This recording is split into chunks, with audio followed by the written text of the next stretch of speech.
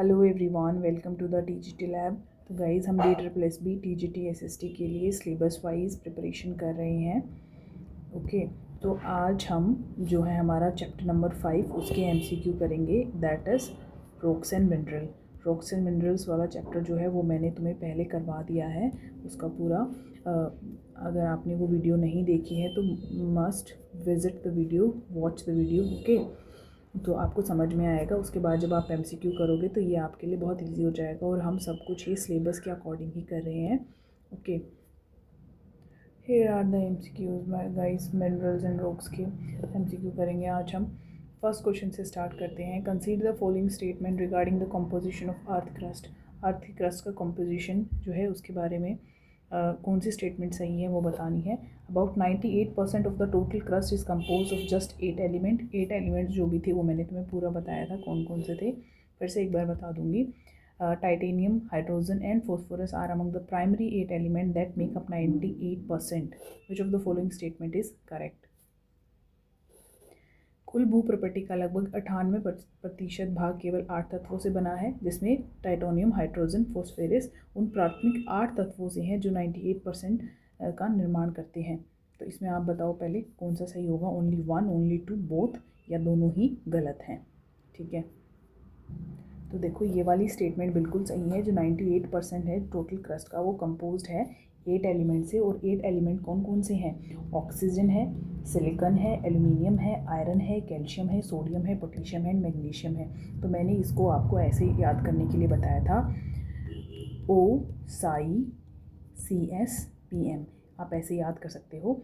O से oxygen, silicon, aluminium, iron, calcium, sodium, potassium and magnesium. ठीक है, OCSPM ऐसे आप इसको याद कर सकते हो। ठीक है, तो फर्स्ट तो हमारा हो गया सही, लेकिन जो सेकंड है वो हमारा गलत है, क्योंकि ये जो है ये 98% नहीं 2% कंटेन करते हैं only. Okay, so the answer will be only 1। Next question पे चलते हैं। Which of the following is not an example of a single element mineral as mention in the text. Single element mineral कौन सा नहीं है? Sulphur, copper, quartz और graphite. देखो ये NCERT में गिवन है। सल्फर, कॉपर और ग्रेफाइट जो है हमारा वो हमारे क्या है?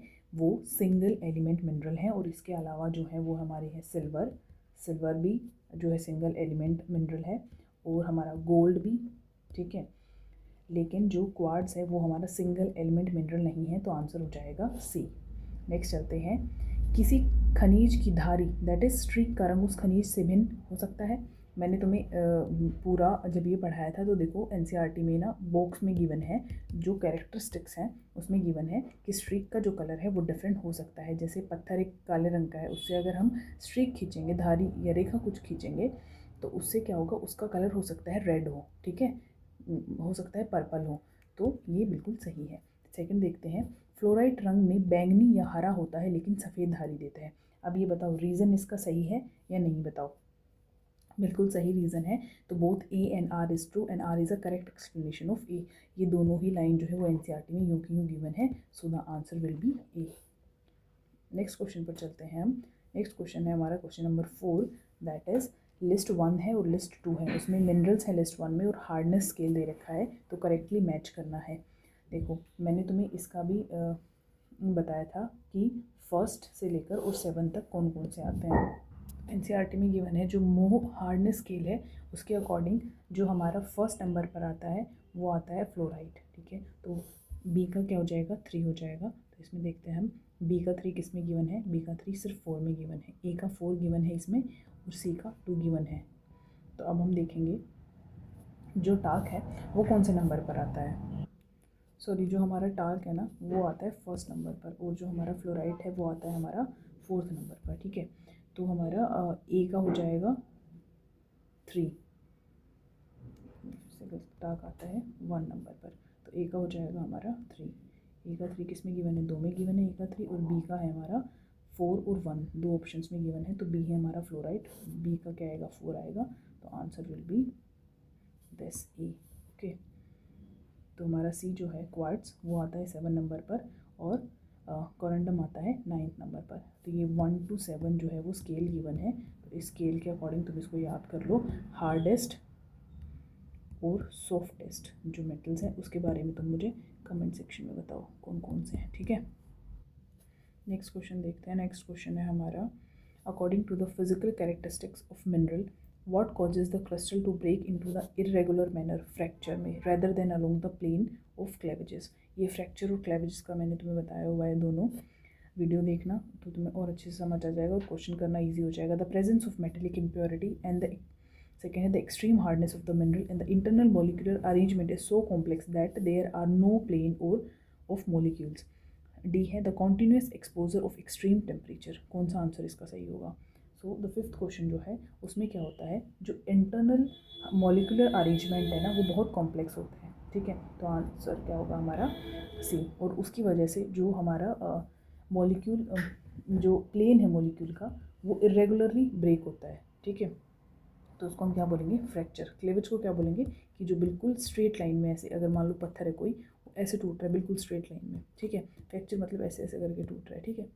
ये दोनों ही मैंने तुम्हें डिफाइन किया है, तो answer will be C. Six question देखते हैं। Consider the following pair of minerals type and their example. Precious metal platinum है, फेरस मेटल लेड है, नॉन मेटलिक मेटल जो है वो फॉस्फोरस है। तो इसमें से कौन सा जो है सही है गिवन है इसमें?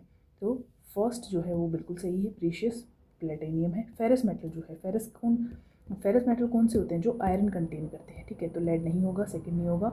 नॉन मेटेलिक में फॉस्फेट आता है, तो ये भी सही होगा। तो हमारा फर्स्ट और थर्ड सही है। फर्स्ट और थर्ड किसमें गिवन है? बी। तो आंसर क्या हो जाएगा? बी। जो बहुमूल्य धातु है वो प्लेटिनियम है और अधात्विक खनिज जो है फॉस्फेट है, लेकिन लोह धातु सीसा जो है वो हमारा जो है फेरिक मेटल्स में नहीं आता।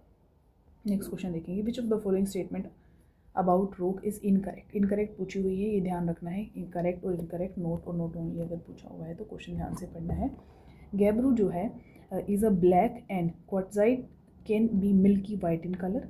Rock have a definite composition of mineral constituent and feldspar and quartz are the most common minerals found in the rock. Petrology is the science of rock. Petrology जो है चट्टानों का विज्ञान है, उसको बोलते हैं। कौन सा जो है इसमें वो इनकरेक्ट है वो हमें बताना है। जो सेवन्थ क्वेश्चन है उसमें जो टेक्स्ट है, जो रॉक है वो उनका जो ये गिवन है, rock have a definite composition और mineral constitute. Definite composition rocks का नहीं होता। Rocks do not have definite composition of mineral constituents. तो ये आंसर जो है हमारा गलत हो जाएगा, ये इनकरेक्ट है। इसका मतलब सही आंसर हमारा यही है। इनकरेक्ट ही पूछा हुआ और ये सारे बिल्कुल सही है। जो गैब्रो है वो काले कलर का होता है और क्वार्ट्जाइट जो है वो दूध या सफ़ेद रंग का होता है। बिल्कुल सही है, स्टेटमेंट याद रखनी है। फेल्डस्पेर एंड क्वार्ट्ज चट्टानों में पाए जाने वाले सबसे आम खनिज है, ये भी बिल्कुल सही है, ठीक है। और पेट्रोलॉजी जो है वो हम साइंस ऑफ रॉक को ही बोलते हैं, तो ये भी सही है। नेक्स्ट क्वेश्चन हम देखते हैं। क्वेश्चन नंबर 8 जो है, if molten material is cooled slowly at greater depth the mineral grain of the resulting igneous rock में बी वेरी लार्ज। ये अभिकथन दिया हुआ है, एजर्शन दी हुई है। इसका रीज़न क्या है? That sudden cooling of magma at the earth surface result in the small and smooth grains. तो जो हमारा 8 क्वेश्चन है उसका आंसर क्या हो जाएगा? जो दोनों स्टेटमेंट है वो बिल्कुल सही है, लेकिन जो सडन कूलिंग होती है लेकिन वो जो ये जो रीज़न है ये इसका सही नहीं है, क्योंकि sudden cooling of magma at the earth surface resulting in the small and smooth grain. Small और स्मूथ ग्रेन नहीं होते, उनकी जो डीप इनसाइड वो लार्ज ग्रेन कोज करते हैं। तो ये हमारा क्या हो जाएगा? इसका सही रीज़न ये नहीं होगा, ठीक है। और ये दोनों ही इंडिपेंडेंट कंडीशन है, ये दोनों एक दूसरे पर डिपेंड नहीं करती हैं, इसलिए ये दोनों ही सही हैं, लेकिन ये इसका सही रीज़न नहीं है। तो आंसर क्या हो जाएगा? Both A and R are true, but R is not a correct explanation of A. Next question पर चलते हैं। हमारा नेक्स्ट क्वेश्चन है question number 9। Match of the following of the sedimentary rock with their mode of formation. Sandstone chemically formed होता है, mechanically या organically? ये मुझे बताओ। चाक और फिर हेलाइट, ये केमिकली फॉर्मेशन, मैकेनिकली और ऑर्गेनिकली फॉर्मेशन जो है सेडिमेंट्री रॉक की मैंने तुम्हें बताई है, और इसके मैंने एग्जांपल्स भी दिए हुए हैं। अगर थोड़ा सा कॉम्प्लेक्स क्वेश्चन आ गया, थोड़ा सा टफ पेपर आ गया, तो हाई चांसेस हैं कि क्वेश्चन यहाँ से बनेगा, ठीक है। क्योंकि आज तक सिर्फ पूछ रहे हैं, डायरेक्ट क्वेश्चन आए हैं सेडिमेंट्री रॉक कौन कौन से हैं, इनमें से इग्नियस दे देंगे, मेटामॉर्फिक दे देंगे ऑप्शंस में, और एक जो है हमारा सेडिमेंट्री दे देंगे, तो आपको सेडिमेंट्री टिक करना है। सो दैट वो कैसे टिक करोगे? आपको जब क्या होगा, रॉक्स जो है वो याद होंगी कि कौन से रॉक्स कौन से हैं, किस स्टेट के हैं, सेडिमेंट्री है, मेटामॉर्फिक है, इग्नियस है। लेकिन अगर थोड़ा सा टफ पेपर आ गया, कॉम्प्लेक्स पेपर आ गया, तो वो थोड़ा सा डीप डाउन चले जाएंगे, ठीक है। तो हम ऐसा तो कह नहीं सकते कि सिलेबस से बाहर आया है, पेपर तो सिलेबस से ही आया है, लेकिन क्या पूछ लिया उन्होंने, थोड़ा डीप चले गए वो, तो ठीक है। तो सेडिमेंट्री रॉक अब क्या पता ना पूछे, क्योंकि ये तो सबको याद है, हर कोई दूसरा तीसरा बच्चा इसको सबको याद है। तो अब इसलिए हम क्वेश्चन थोड़े हाई लेवल के पहले ही कर रहे हैं, सो दैट कि अगर पेपर कैसा भी आ जाए, इजी तो हम कर ही लेंगे, लेकिन अगर हाई आ गया फिर भी हम पेपर को आराम से सॉल्व कर सकते हैं। तो जो हमारा सैंडस्टोन है वो क्या होता है, हमारा मैकेनिकली फॉर्म होता है, ओके। और फिर उसके बाद आता है चॉक, वो ऑर्गेनिकली फॉर्म होता है, सी आ जाएगा इसका, ठीक है। और हेलाइट जो है वो केमिकली फॉर्म होता है, ठीक है। तो ए का आ जाएगा हमारा बी, और सी का आ जाएगा ए का आ जाएगा हमारा बी, और सी का आ जाएगा ए। तो ये हमारा आंसर है, ठीक है। नेक्स्ट क्वेश्चन पर चलते हैं। नेक्स्ट क्वेश्चन है the process through which deposit of fragmented rock turn into solid sedimentary rock through composition is known as. इतना इजी क्वेश्चन है ये, डायरेक्ट है। बताओ इसका आंसर, तो मुझे कमेंट बॉक्स में बताओगे कि इसका आंसर क्या है। काफ़ी बार पढ़ाया है, नहीं पता नहीं आता आंसर तो पहले जाके वीडियो देखो, वॉच द वीडियो, उसके बाद बिल्कुल ईजी लगेगा, क्योंकि 4-5 बार मैंने वीडियो में ही डिफाइन किया हुआ है। इसका आंसर तुम खुद बताओगे। नेक्स्ट क्वेश्चन है mechanical disruption and reorganization of the original mineral within rock due to breaking and crushing without any appreciable chemical changes is called। बिना किसी उल्लेखनीय रसायन परिवर्तन के टूटने और कुचलने के कारण चट्टानों के भीतर मूल खनिजों के यांत्रिक व्यवधान और पुनर्गठन को क्या कहा जाता है। तापीय कायांतरण, संपर्क कायांतरण, गति कायांतरण और क्षेत्रीय कायांतरण। तो ये कैसा कायांतरण होगा, ये हमारा गतीय कायांतरण होगा, दैट इज डायनेमिक मेटामॉर्फिज्म होगा, ठीक है। काफ़ी इंपॉर्टेंट क्वेश्चन है, इसको स्टार मार्क कर लो बेशक से अपने नोट्स में, इसको तुम लिख भी सकते हो। नेक्स्ट क्वेश्चन चलते हैं। मेटामॉर्फिक रॉक्स में what is the specific term used when mineral और material of different groups are arranged into a alternating thin to thick layer appearing in light and dark shaded. Most important है ये, मैंने तुम्हें जो box में कराया था ना कैरेक्टरिस्टिक्स, उसमें कराया हुआ है। तो इसका आंसर तुम बताओ। जो 12th क्वेश्चन है, क्लेवेज होगा, लिथिफिकेशन होगा, फॉइलेशन होगा या बेंडिंग होगा। तो क्लेवेज तो नहीं होगा, क्योंकि क्लेवेज क्या होता है, जब वो दरार आ जाती है और जो क्या होती है बिल्कुल प्लेन फॉर्मेशन होती है, ठीक है, वो होगा। लिथिफिकेशन भी नहीं होगा। लिथिफिकेशन कब होता है ये मैंने समझाया है, बताओ। रॉक्स में होता है ये, कौन से रॉक में होता है लिथिफिकेशन। फॉलिएशन भी कौन से रॉक में होता है ये भी बताओ। तो इसका आंसर हो जाएगा हमारा बेंडिंग, ठीक है। नेक्स्ट क्वेश्चन है हमारा, based on the rock cycle diagram and text which of the following sequence currently represent possible rock transformation path. बहुत इंपॉर्टेंट क्वेश्चन है, जिसने रॉक के बारे में पढ़ा है उसको ये बिल्कुल ईजी हो जाएगा। सबसे पहले मैग्मा बनता है, सॉलिडिफाई होता है, फिर इग्नियस बनता है, मेल्ट होकर सेडिमेंट्री बनता है, या इग्नियस सबसे पहले बनता है, फिर विदरिंग इरोजन से सेडिमेंट आते हैं, फिर लिथिफिकेशन होता है और फिर सेडिमेंट्री बनता है। कायांतरिक चट्टान से फिर शिली भवन बनता है, फिर मैग्मा, फिर घनीकरण होता है, फिर आग्नेय चट्टान बनती है। या फिर सेडिमेंट्री रॉक पहले होता है, फिर सॉलिडिफिकेशन होगा, फिर मेटामॉर्फिक बनेगा, मेल्ट होगा और फिर मैग्मा बनेगा। तो इसका आंसर क्या होगा बताओ। 13 जो है सबसे पहले क्या होगा, देखो मैग्मा तो बनेगा, मैग्मा सॉलिडिफाई होगा, इग्नियस बनाएगा, लेकिन इग्नियस जो है वो मेल्ट होकर सेडिमेंट्री नहीं बनाएगा। तो ये आंसर हो गया हमारा गलत। फिर चलते हैं बी, 13 क्वेश्चन है उसका कर रहे हैं हम। ये है इग्नियस रॉक बनेगा, इग्नियस की विदरिंग और इरोजन से सेडिमेंट्स बनेंगे, सेडिमेंट्री रॉक का लिथिफिकेशन होता है और उससे क्या बनेगा हमारा सेडिमेंट्री रॉक। ये सही है हमारी, आगे देख लेते हैं।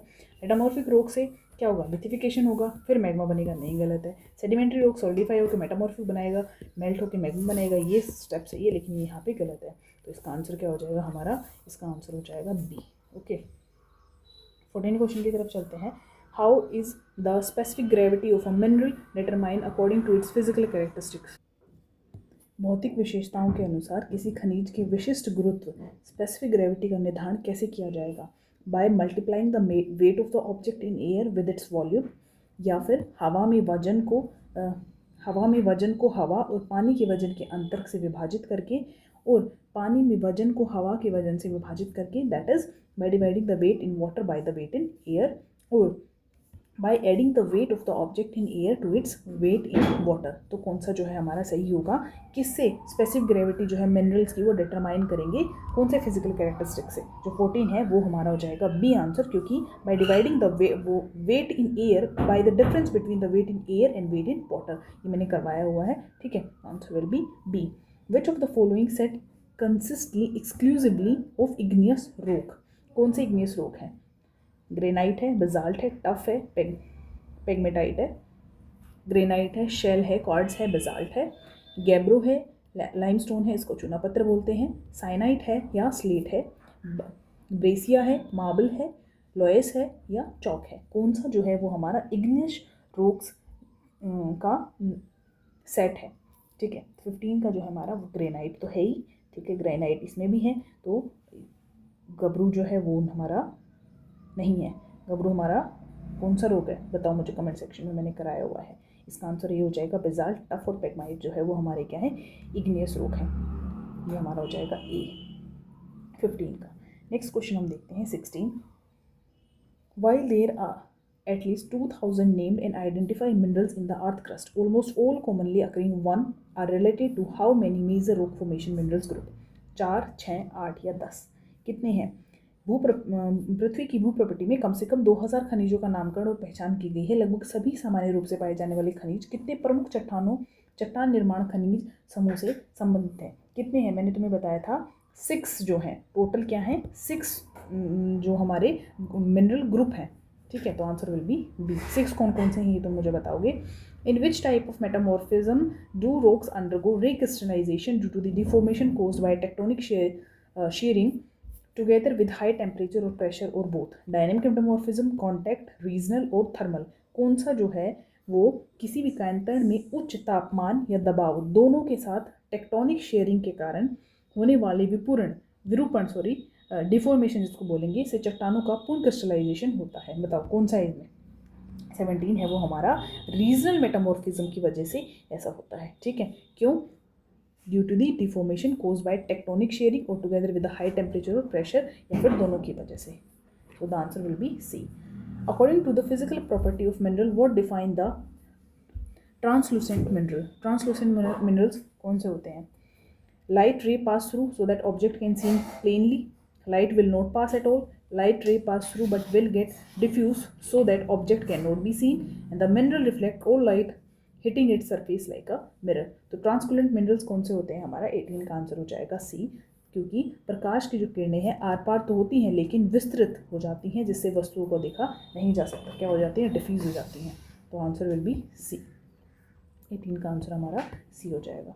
अब आगे देखते हैं, which of the following is an example of organically form sedimentary rock? Organically form कौन से होते हैं? अभी हम ऊपर करके आए हैं, जो 19 है वो हमारा गिजराइट हो जाएगा, जो कि हमारा ऑर्गेनिकली फॉर्म है। सैंडस्टोन, हेलाइट और लोयास, इसका तुम बताओगे मुझे कौन सी फॉर्मेशन से ये बनते हैं।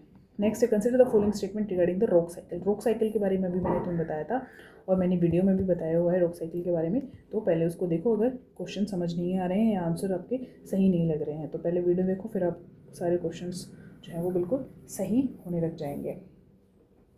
Crystal rock can be carried down into the mental through the subduction process. Subduction process जो है मैंने तुम्हें पिछले चैप्टर में बताया है। सबडक्शन जोन जो है वो क्या होता है, तो उसके बारे में अगर तुम्हें नहीं पता तो पहले वो देखो, फिर पता लग जाएगा। Sedimentary rock can not turn directly into fragments again once they are formed. Sedimentary rock क्या टर्न नहीं होते डायरेक्टली फ्रेगमेंट्स में एक बार बनने के बाद? होते हैं या नहीं होते हैं?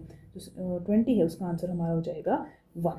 इसमें देखो कैन नॉट टर्न, मतलब ये गलत है, हो जाते हैं वो। रॉक साइकिल तभी तो बनेगी कि कौन सा किसी में भी हो सकता है ट्रांसफॉर्म। इग्नियस बना, इग्नियस से डायरेक्ट, इग्नियस से सेडिमेंट्री बन सकता है और मेटामॉर्फिक भी बन सकता है डायरेक्ट। ठीक है, और दोनों अगर मेल्ट हो जाए तो फिर से मैग्मा बना के और फिर से वो सेडिमेंट्री रॉक की फॉर्मेशन कर लेते हैं। तो ऐसे ही तो रॉक साइकिल चलती है। ठीक है, तो ये हमारा सेकेंड हो जाएगा गलत। Only 1 is the correct answer. Consider the following statement regarding the nature of the mineral. Mineral की जो नेचर है उसके अकॉर्डिंग हमें बताना है। A mineral is naturally occurring substance that is strictly inorganic nature. नहीं भाई, ऑर्गेनिक भी होते हैं, इनऑर्गेनिक, ये तो हो गया गलत। Coal, petroleum and natural gas are organic substance found in solid, liquid and gaseous form respectively. बिल्कुल सही है, तो आंसर हो जाएगा हमारा B, that is 2 only. Physical characteristic और डेफिनेशन को करेक्टली मैच करना है। क्लेवेज, लस्टर, स्ट्रक्चर और स्ट्रीक पूरा डिफाइन किया हुआ है मैंने। जो क्लेवेज होती है वो क्या होती है? देखो, appearance of the material without regard to color of the ground powder of any mineral, tendency to break in given direction producing relatively plain surfaces।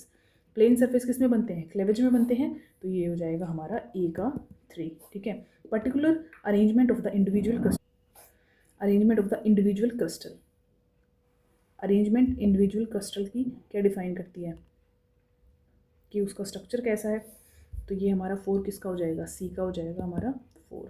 ठीक है, क्लेवेज हो गया, स्ट्रक्चर हो गया। अब स्ट्रीक, स्ट्रीक क्या है? Colour of the ground powder of any mineral या tendency to break in the given direction. Sorry ये तो हो गया था ना, appearance of the mineral without regard of colour. तो हमारा बी का क्या हो जाएगा? Lustre, that is 1। ठीक है, बच गया हमारा डी, तो डी का क्या हो जाएगा हमारा? बी का हो जाएगा हमारा 1। ए का 3 है, बी का 1 है, सी का 4 है, तो बच गया कौन सा? हमारा स्ट्रीक।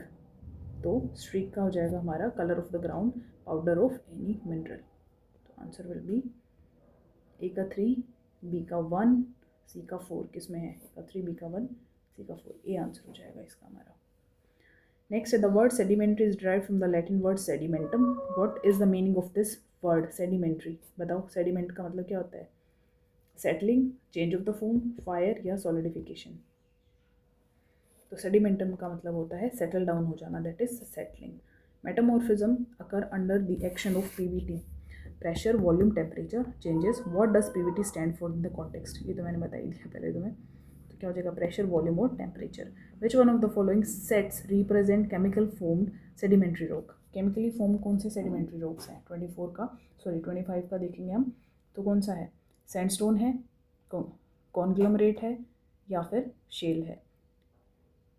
गिजराइट है, चौक है, कोयल है, चार्ट है, हेलाइट है, पोटाश है, या ब्रेसिया है, लाइमस्टोन है, लॉज है? तो जो 25 है उसका आंसर हो जाएगा हमारा चार्ट है, हेलाइट है और पोटाश है। ये कौन से? ये केमिकली फॉर्म्ड सेडिमेंट्री रॉक है, मोस्ट इंपॉर्टेंट है, याद रखना है। Chart, halide and potash. Which one of the following is not an example of the metamorphic rock? Metamorphic rock इसमें से कौन सा नहीं है? साइनाइट है, पढ़ा था, मेटामॉर्फिक है। शिस्ट है, पढ़ा था, मेटामॉर्फिक है। टफ नहीं है। क्वार्ट्ज जो है वो भी मेटामॉर्फिक है, तो आंसर विल बी सी। 27 देखते हैं। 27 जो है क्वेश्चन, एजर्शन और रीजन दे रखा है। Quartz may be found in various colour such as white, green, red and yellow. Okay, reason है some minerals are coloured by the impurities present in them. ये बिल्कुल सही है। 27 जो है वो दोनों ही स्टेटमेंट सही है बिल्कुल, तो both A and R true और दोनों ही करेक्ट एक्सप्लेनेशन है। ठीक है, ए जो है वो रीज़न जो है वो एजर्शन का बिल्कुल सही है। In the process of metamorphism, what is specific term use for the arrangement of grains और मिनरल्स इन लेयर और line within metamorphic rock? कायांतरण की प्रक्रिया में कायांतरित चट्टानों के भीतर परतों या रेखाओं में कणों या खनिज की व्यवस्था के लिए किस विशिष्ट शब्द का उपयोग किया गया है? लिथिफिकेशन का, लिनिएशन या फोलिएशन का, बेंडिंग का या क्लेवेज का? विदलन, पट्टन, रेखन या पत्रण या शिलीभवन? कौन सा है मेटामॉर्फिज्म में? कौन सी मेटामॉर्फिज्म प्रोसेस में? तो 28 है, उसका आंसर हो जाएगा हमारा लिनिएशन और फोलिएशन। रेखन और पत्रण का जो है वो इसमें वर्ड जो है उसका यूज़ किया गया है, तो आंसर विल बी बी। 29 देखते हैं। पेट्रोलॉजिस्ट, पेट्रोलॉजिस्ट कौन होता है? ये मैंने तुम्हें अभी क्वेश्चन कराया था, कमेंट बॉक्स में बताओ। Rocks in all their respects, which of the following is not explicitly mentioned in the text as aspect study by the petrologist? Petrologist कौन होता है? जो रॉक्स की स्टडी करता है। ठीक है, origin and occurrence, texture and खनिज, texture and structure, mineral composition, economic value and extraction method. एक शैल विज्ञानी चट्टानों के सभी पहलुओं का अध्ययन करता है। निम्नलिखित में से किस पहलू की शैल विज्ञानी के अध्ययन के रूप में वितरणीय नहीं किया गया है? क्या पूछा है? नोट पूछा है, तो कौन सा है? 29 जो है उसका आंसर हमारा हो जाएगा ये इकोनॉमिक की वैल्यू और एक्सट्रैक्शन मेथड जो है वो इसमें कंसीडर नहीं किया गया है। ठीक है, नेक्स्ट क्वेश्चन देखते हैं। Consider the following statement regarding the cooling of magma and the resulting texture of igneous rock. Slow cooling of molten material at greater depth result in the small and smooth grain. Intermediate condition of cooling result in intermediate size of the grain. जो हमारी statement 1 है वो क्या हो जाएगी? वो incorrect हो जाएगी। उसका रीज़न ये है, जो स्लो कूलिंग होती है ग्रेट डेप्थ पर वो रिजल्ट करता है वेरी लार्ज ग्रेन में, स्मॉल और स्मूथ वंस में नहीं करता। ठीक है, तो फर्स्ट गलत हो जाएगा और सेकंड हमारा सही है, तो आंसर विल बी, क्या पूछा है इसमें? सही पूछा है ना, statement regarding the cooling given are correct, तो करेक्ट कौन सा हो जाएगा? करेक्ट हो जाएगा हमारा only 2, that is answer B. Why are igneous rock referred to as a primary rock? Primary rock क्यों बोलते हैं? Because they are exclusively found in the earth's surface, because they form directly out of magma and lava from the interior of the earth, or because they have a definite composition of mineral constituents, or because they are composed entirely of ferrous mineral. ऐसा तो कुछ है नहीं, definite composition होता है minerals का, ऐसा भी कुछ नहीं है। ठीक है, और उसके बाद because they form directly out of magma, ठीक है। मैग्मा जब सॉलिडिफाई होता है तो सबसे पहले इग्नियस रॉक की तो फॉर्मेशन करता है और सबसे पहले जो बनते हैं इसलिए उनको प्राइमरी बोलते हैं, तो आंसर विल बी बी। 32 देखते हैं। According to the text cement is an example of the mixture composed of, cement जो है वो किसका एग्जाम्पल है? फेरस मिनरल्स का, precious metal, non metallic, igneous rocks. Cement किसका एग्जाम्पल है? सीमेंट जो हमारा नॉन मेटेलिक मिनरल में आता है, फेरस में, प्रीशियस फेरस में नहीं आता, ठीक है। Answer will be C. Which of the following metal is classified non ferrous metal? Non ferrous metal कौन से हैं? आयरन है, प्लेटिनियम है, टिन है या गोल्ड है? नॉन फेरस मेटल जो हमारा वो टिन है, ठीक है। फेरस, आयरन, प्लेटिनियम, गोल्ड जो है वो हमारे कौन से हैं, किसके अंडर आते हैं? गोल्ड हमारा प्रीशियस है, प्लेटिनियम प्रीशियस है, आयरन कौन सा है? आयरन कंटेन करता है फेरस मेटल, ठीक है। तो आंसर विल बी सी। 34 देखते हैं। असर्शन दे रखा, the streak of malachite is white और malachite is green in colour. तो 34 का क्या हो जाएगा? जो आंसर है, मेलाकाइट जो है वो वाइट कलर का नहीं होता, वो ग्रीन कलर का होता है और ग्रीन कलर की स्ट्रीक देता है। तो आंसर जो ये फर्स्ट जो है वो असर्शन गलत हो जाएगा और रीज़न जो है बिल्कुल सही हो जाएगा। तो answer will be A is false, B is R is true, ठीक है। नेक्स्ट क्वेश्चन है, what is the basic source of all mineral found in the earth crust? पृथ्वी की भू प्रकृति में पाए जाने वाले सभी खनिजों का मूल स्रोत क्या है? मौजूदा अवसादी चट्टानें हैं, पृथ्वी के आंतरिक भाग में स्थित गर्म मैग्मा है, पुरानी चट्टानों का निरंतर यांत्रिक अपक्षय या फिर प्राचीन जल निकायों का जमाव। कौन सा मूल स्रोत है? पृथ्वी की भू प्रकृति में जो मिलते हैं उनका जो मूल स्रोत है वो हॉट मैग्मा है, इंटीरियर ऑफ द अर्थ के अंदर, ठीक है। इंटीरियर ऑफ द अर्थ में जो हॉट मैग्मा है वो ही उनका क्या है? बेसिक सोर्स है। तो answer will be B. Consider the following statement about the thermal metamorphism. Thermal metamorphism क्या के अकॉर्डिंग कौन सी स्टेटमेंट जो है वो इसमें सही है वो पूछा हुआ है। Which of the following statement is correct? तो फर्स्ट स्टेटमेंट है, the material of rocks chemically alter and recrystallize due to thermal metamorphism. तापीय कायांतरण के कारण चट्टानों के पदार्थ रासायनिक रूप से बदल जाते हैं और उनका पुनः क्रिस्टलीकरण होता है। क्या ये सही है? दूसरा देखते हैं, तापीय कायांतरण में मोटे तौर पर संपर्क कायांतरण में और क्षेत्रीय कायांतरण में विभाजित किया जाता है। कॉन्टैक्ट मेटामॉर्फिज्म और जो रीजनल मेटामॉर्फिज्म है, क्या उसमें ब्रॉडली वो डिवाइड होते हैं? दोनों ही स्टेटमेंट हमारी बिल्कुल सही है, ठीक है। Both statement directly derived from the text book itself, ठीक है। The material chemically alter and recrystallize due to thermal metamorphism. And दो टाइप का थर्मल मेटामॉर्फिज्म होता है, कौन सा? कॉन्टैक्ट और रीजनल मेटामॉर्फिज्म, ठीक है। तो दोनों ही आंसर हमारे सही हैं, both A and B, first and second. In which specific process do crystal rock come in contact with hot intruding magma and lava quite often, leading to a new material being added to the rock? Dynamic, regional, contact या lithification?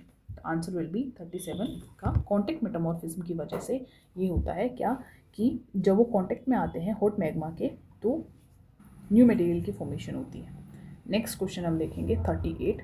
Match करना है rock group और जो उसके examples हैं। ये question तुम खुद करोगे, मैंने करवाया हुआ है, ठीक है।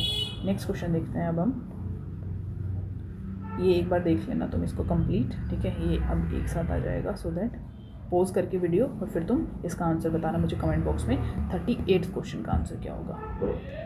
नेक्स्ट क्वेश्चन देख 39 है, during the rock cycle crystal rock में be carried down into the mantle and melt down into magma. This transport occur through which specific process? शैल चक्र के दौरान भू प्रकृति की चट्टानों में मेंटल में ले जाया जा सकता है और वो पिघल कर मैग्मा में बदल सकती है। यह परिवहन किस विशिष्ट प्रक्रिया के माध्यम से होता है? लिथिफिकेशन की वजह से, सबडक्शन, फोलिएशन या डायनेमिक मेटामॉर्फिज्म की वजह से? 39 है उसका आंसर हमारा क्या हो जाएगा? शेपण। प्रोनाउंस करना नहीं आ रहा भाई मुझे हिंदी में, तो इसके लिए मैं माजरत चाहती हूँ, ठीक है। तो answer will be B, that is subduction. 40 का देखते हैं अब हम। लास्ट क्वेश्चन है हमारा, टोटल 40 क्वेश्चन थे इस चैप्टर के और ये काफ़ी इंपॉर्टेंट क्वेश्चन हैं। Metamorphic rock are classified into 2 major groups based on their structural arrangements. What are these 2 group? कौन से 2 ग्रुप है? मेटेलिक और नॉन मेटेलिक स्ट्रक्चरल अरेंजमेंट है जिनमें डिवाइड किए हुए हैं on the basis of structural arrangement, mechanical form और chemically, foliated, non foliated, ferrous और नॉन फेरस। 40 का आंसर क्या होगा बताओ? ये क्वेश्चन, चलो मैं इसका आंसर तो मैं बता ही देती हूँ। जो मेटामॉर्फिक रॉक्स हैं वो क्लासीफाई किए गए हैं 2 मेजर ग्रुप में, और कौन कौन से हैं वो, एक है पत्रित चट्टानी और अपत्रित चट्टानी, दैट इज फोलिएटेड और नॉन फोलिएटेड। ठीक है, तो आंसर विल बी सी। तो ये हमारे 40 क्वेश्चन जो है वो कंप्लीट हो गए हैं।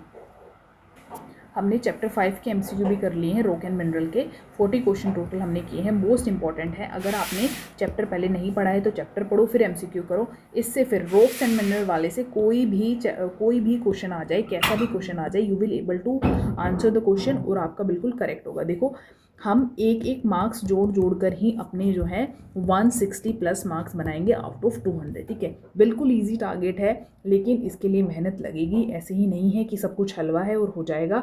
धीरे धीरे करके हम सबसे पहले टॉपिक कवर करेंगे और फिर उसके बाद जो है हम एमसीक्यू करेंगे, then only we will able to score 160 plus. ठीक है, और गाइस मैंने जो है ना पेपर 1 के लिए भी, पेपर 1 में जिनके मार्क्स कम आ रहे हैं उसके लिए मैंने बैच लॉन्च किया हुआ है और बहुत ही अफोर्डेबल प्राइस पर है। ठीक है, काफ़ी अफोर्डेबल प्राइस पर है। जिसको भी लेना है वो मुझे द TGT लैब, मेरा टेलीग्राम चैनल है @TGT लैब ऑफिशियल, जिसने भी ज्वाइन नहीं किया है वो ज्वाइन कर लो, सो दैट आपको अपडेट मिलती रहे न्यू वीडियोस की और न्यू टॉपिक्स जो भी मैं कवर करने वाली हूँ। और जिसको भी बैच से रिलेटेड मुझसे पूछना है, बैच ज्वाइन करना है, तो वो मुझे @TGT लैब पर मैसेज कर दो कि मैम मुझे बैच जो है उसमें बैच ज्वाइन करना है। ठीक है, पेपर 1 में जिसके भी 40 या 50 मार्क्स बन रहे हैं, आराम से बैच ज्वाइन करने के बाद आपके 75 प्लस मार्क्स बन जाएंगे, क्योंकि उसमें मैंने proper to do list provide की हुई है day wise, that is day 1 day 2। ठीक है, और उसमें मैंने टारगेट दिए हुए हैं कि आज टारगेट ये कंप्लीट करना है और फिर टारगेट नेक्स्ट डे का अलग टारगेट है। और साथ साथ मैंने सोर्सेज भी अवेलेबल किए हुए हैं। सारे जितने भी 5 सब्जेक्ट्स हैं, हिंदी, इंग्लिश, मैथ्स, रीजनिंग, ठीक है, और हमारा GS, ये 5 जो सब्जेक्ट्स हैं उसके डिफरेंट जो भी सोर्सेज हैं वो मैंने एक ही प्लेटफॉर्म पर आपको प्रोवाइड किए हुए हैं, द TGT लैब। आपको मेरे जो YouTube चैनल है उसकी डिस्क्रिप्शन में लिंक मिल जाएगा वेबसाइट का, तो वहाँ से आप जाके रजिस्टर कर सकते हैं। और उसमें मैं आपको फ्री ऑफ कॉस्ट जो है पेपर 2 के लिए फ्री ऑफ कॉस्ट मैं तुम्हें मॉक्स भी प्रोवाइड कर रही हूँ। ठीक है, ये बिल्कुल फ्री रहेंगी, लेकिन जो पेपर 1 है उसके लिए मैंने चार्जेस किए। ठीक है, तो गाइस जिसको भी डाउट है या पूछना है मुझसे तो टेलीग्राम पर मुझे कांटेक्ट कर सकते हैं आप। ठीक है, thank you so much guys, thank you for watching the video और स्टे ट्यून्ड। हम सिलेबस को ऐसे ही क्वेश्चंस के साथ कवर करते रहेंगे। Thank you again.